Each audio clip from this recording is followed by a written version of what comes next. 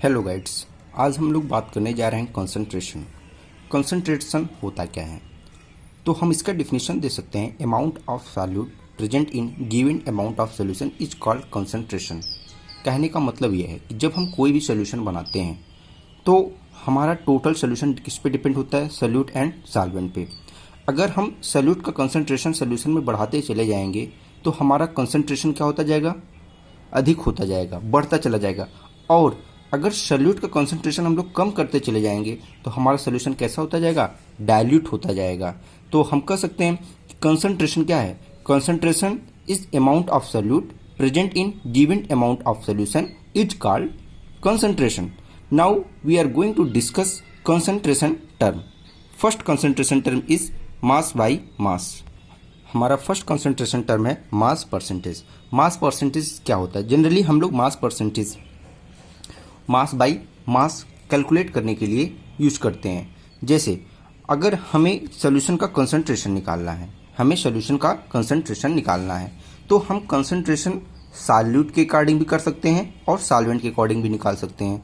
अगर हम सॉल्यूशन में हम सॉल्वेंट का कंसंट्रेशन को मेज़र करना है, मास परसेंटेज ऑफ सॉल्वेंट निकालना है, तो हमारा formula mass of solvent upon mass of solution हो जाएगा।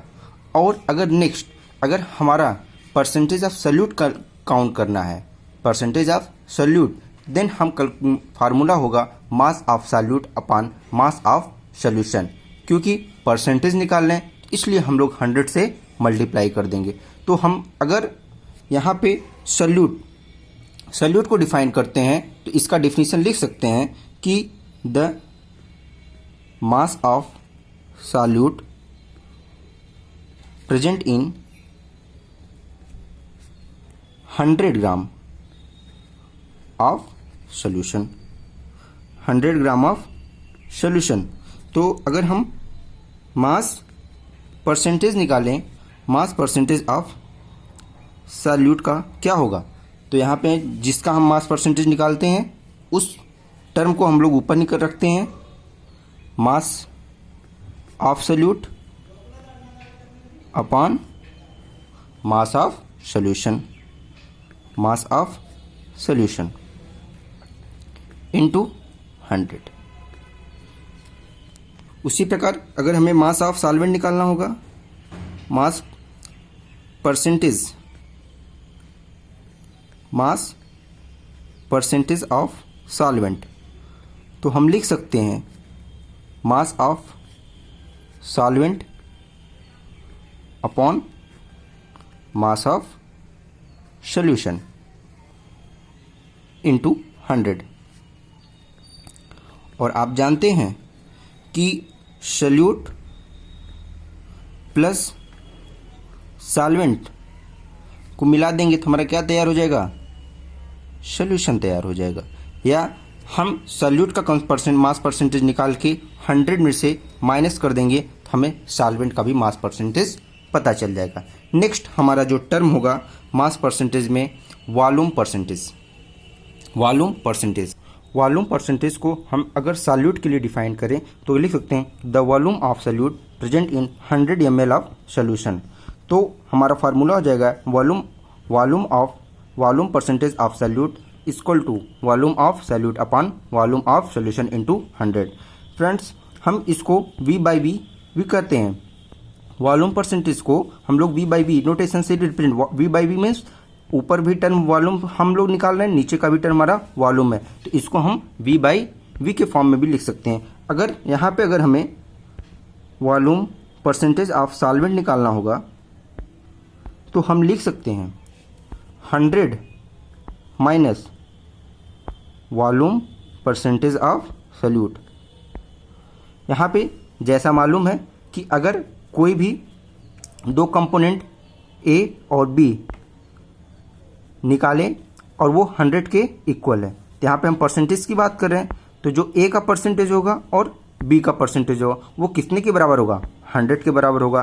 तो अगर हम लोग A का परसेंटेज कैलकुलेट किए हैं तो अगर हमें B का परसेंटेज निकालना है तो हम क्या कर देंगे?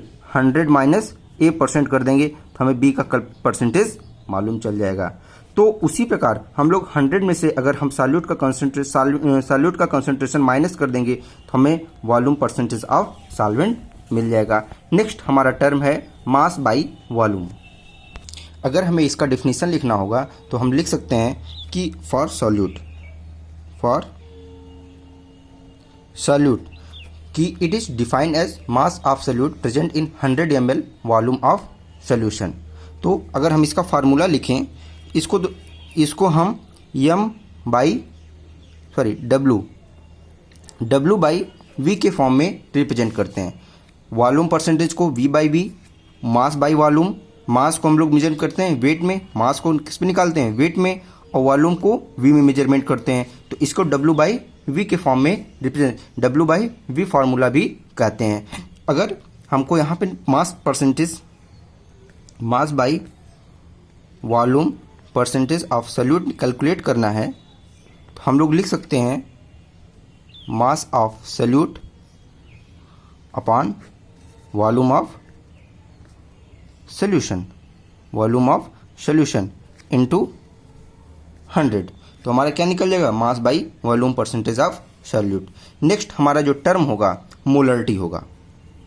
मोलरिटी का जो डिफिनीशन होता है, number of moles of solute present in 1 litre volume of solution is called molarity.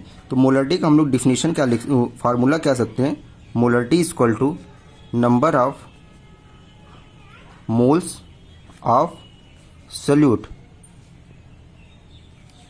Upon volume of solution in litre. जो सॉल्यूशन का वॉल्यूम हम लोग मेजरमेंट करेंगे किस में रहेगा, लीटर में, जबकि हम लोग volume percentage, mass by volume percentage, यहाँ पे हम लोग का मेजरमेंट किस में होता था, 100 ml वॉल्यूम में होता था, 100 ml वॉल्यूम में होता था। यहाँ पे हमारा वो जो सॉल्यूशन होगा वो कितने ml का होगा या कितने लीटर का होगा, 1 लीटर का होगा। तो अगर हम यूनिट की बात करें, यूनिट की मोलरिटी की जो यूनिट होगी, मोल्स का यूनिट क्या होता है, n, या आप लोग लिख सकते हैं mole upon volume of solution को किस में मेजर, वॉल्यूम किस में होता है, लीटर में मेजरमेंट होता है। इसका जो यूनिट होता है आप लिख सकते हैं मोल इंटू लीटर इनवर्स, या इसको कैपिटल यम से भी रिप्रेजेंट करते हैं। तो देखिए यहाँ पे जो मोलरिटी होता है ये टेम्परेचर डिपेंडेंट टर्म होता है। मोलरिटी जो होता है हमारा टेम्परेचर डिपेंडेंट टर्म होता है। क्यों? क्योंकि ये वॉल्यूम पे depend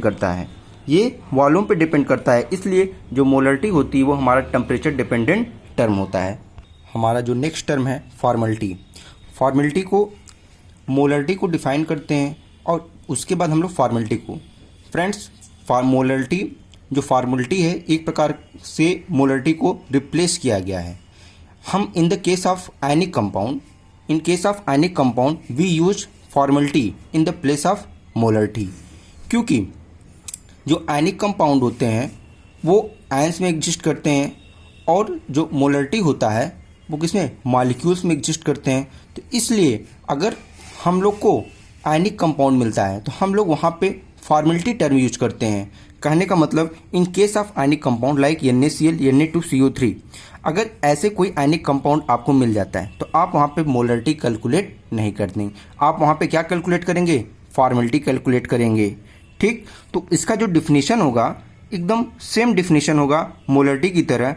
it is defined as number of gram formula masses of solute present in 1 litre volume of solution. Formality is equal to number of formula unit upon volume of solution in litre. अब यहाँ पे आता है number of formula unit क्या होता है।